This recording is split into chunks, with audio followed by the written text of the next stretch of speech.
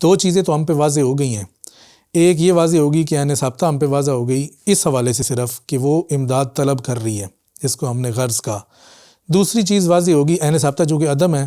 دوسری چیز واضح ہوگی کہ جو اس کی امداد پوری کر رہی ہے وہ ہے حقیقت محمدیہ جو کہ وجود جس کو ہم نے قرار دیا. لیکن اب ایک تیسری چیز بھی بیچ میں ہے. چونکہ ذات کی تو مخلوق تک رسائی نہیں ہے تو پھر ذات کا وہ حجاب کہ جس کی مخلوق تک رسائی ہے اور وہ بیچ میں لانا بڑا ضروری ہے. تو اسی وجہ سے شیخ نے پھر اگلا جملہ اسی جملے کو آگے کمپلیٹ کیا.